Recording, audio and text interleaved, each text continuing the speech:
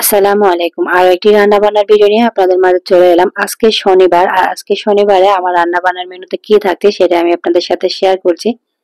আমি যেহেতু বলেছি এখন থেকে প্রতিদিনের রান্না বান্নার ভিডিও আপনাদের সাথে শেয়ার করার চেষ্টা করব। তো গতকালকে আমি শুক্রবার রান্না বান্নার ভিডিওটি শেয়ার করছি আর আজকে শনিবারে আমার রান্না কি থাকছে সেটাও আমি আপনাদের সাথে শেয়ার করছি। আজকে আমি রান্না করছি চিকেন খিচুড়ি।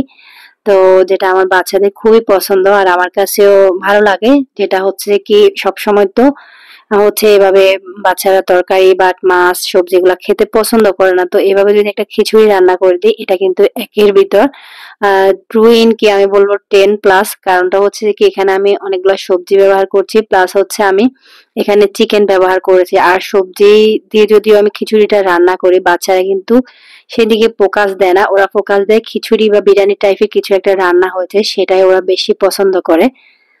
আর আজকে যেহেতু আমি এখানে চিকেন খিচুড়িটা রান্না করছি ওরা কিন্তু চিকেনের দিকেই বেশি নজর দিবে, সবজিটা কিন্তু অতটা খেয়াল করবে না। তাও আমার ছোট্ট মেয়েটা একটু দুষ্ট টাইপের, ও কি করে বেছে বেছে সবজিগুলা ফেলে দেয় বাট আলাদা করে ফেলে, না হলে আমার প্লেটে উঠাই দিবে।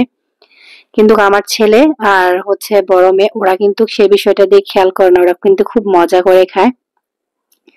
তো চিকেন খিচুড়ির জন্য প্রথমে আমি মশলা সহ চিকেন গুলো হচ্ছে একটু ভেজে নিয়েছি, এরপর হচ্ছে সবজিগুলো আমি কিছুক্ষণ হচ্ছে চিকেনের সাথে দিয়ে কষিয়ে নিয়েছি। এরপর হচ্ছে এখন আমি এখানে দিয়ে দিলাম চাল আর মসুরের ডাল।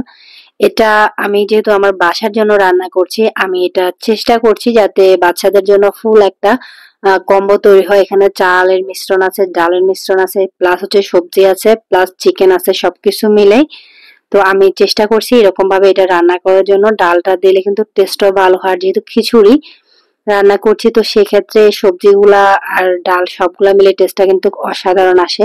এখন আমি এখানে দিয়েছি লেবুর রস, এতে করে সবজির খিচুড়িটা বাট খিচুড়ি বা বিরিয়ানি যে কোনো রান্নাতে আমি লেবুর রসটা ব্যবহার করি, আমার মনে খুব সুন্দর একটা স্মেল আসে, এটা অনেক ঝরঝরে হয়। এই পর্যায়ে আমি দিয়েছি কাঁচা মরিচ। মরিচগুলো একটু আমি বড় বড় করে কেটেছি, গোটা গোটা রেখেছি কারণ ওরা তো মরিচটা বেছে খাবে, যাতে ওদের অসুবিধা না হয়। আমি কিন্তু ঝালটা না হলে খেতে ভালো লাগে না, সেজন্য আমি যেন এটা হাত দিয়ে মেখে খেতে পারি। তো এটা কিছুক্ষণ রান্না করার পর এটা হয়ে এসেছে, এই পর্যায়ে আমি এটা দমে দিয়ে দিয়েছি। দমে রেখে কিছুক্ষণ এখন এটা হয়ে গেছে, তবে আমার যেটা মনে হচ্ছে আমি যে পরিমাণে খিচুড়ি রান্না করছি পাতিলটা অনেক ছোট হয়ে গেছে। এই খিচুড়িটা আমরা প্রায় হচ্ছে দুপুরেও খাবো, রাত্রেও খাবো, আর যদি থেকে যায় পরের দিন সকালে ওরা ব্রেকফাস্টের পরে যদি ইচ্ছে করে বাচ্চারা অনেক আমার একটু হালকা খিদা পেয়েছে হালকা স্ন্যাক্স এর জন্য ওরা হচ্ছে খায় মাঝে মাঝে, সব সময় না।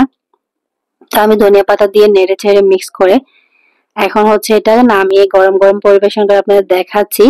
এটা মাশাআল্লাহ অনেক মজা হয়েছিল। আমার আজকের ভিডিও এই পর্যন্ত। ভিডিও ভালো লাগলে লাইক কমেন্ট শেয়ার এবং সাবস্ক্রাইব করতে ভুলবেন না। ফেসবুক পেজ থেকে দেখে থাকলে পেজটাকে ফলো দিবেন। আজকের মতো এখানে বিদায় নিচ্ছি। আল্লাহ হাফেজ।